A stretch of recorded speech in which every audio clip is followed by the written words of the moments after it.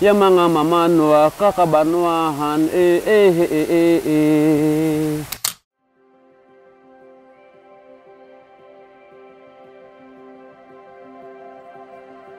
Mamanwa, garbo sa namat-ang kultura o tradisyon.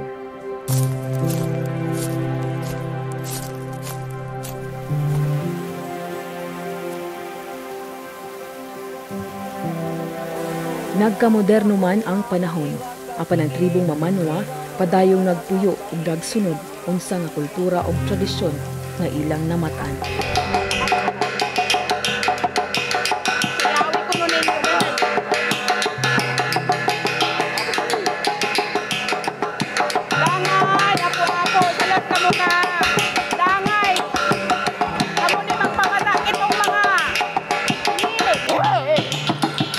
Nagtuo si Mamanwa Dato Joseph Purugoy, kung dili mabugaw ang daotang espiritu nga nag-uban sa mga bisita, ikalipay nila ang pagdawat og mga bisita sa ilang gipuy-an nga komunidad, sanglit gusto nila nga makita ang ilang kahimtang sa ingon sila matabangan sa ilang panginabuhi.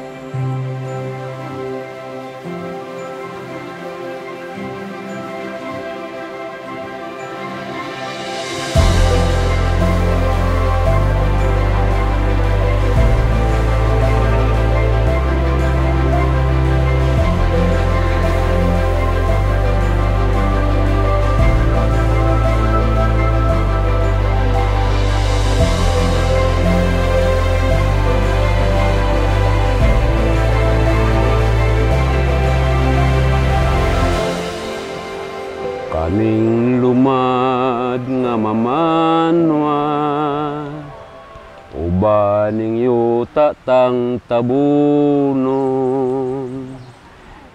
Alang kanila, ang paghimo og hagot nagtimaan sa malahutayong panginabuhi. Hinungdan nga sila kada adlaw magkugi sa pagbuhat niini.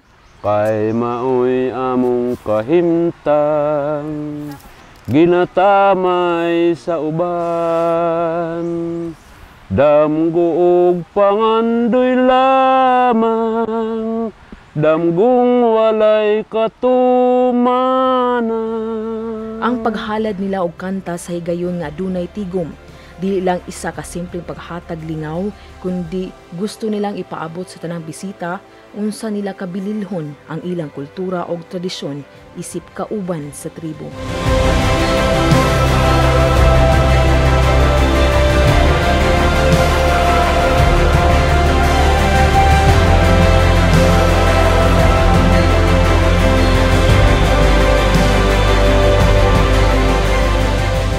Ang amo nga panggamhanan na nag-awhag kami nga kining among kultura nga dili mawala tungod kay sinunod kini namong nga kultura hangtod sa mga sumusunod sa among Mamanwa mao ni among mabuhat tradisyon nga kini dili mawala ang pagka Mamanwa sa tribo dinhi ani Dakita.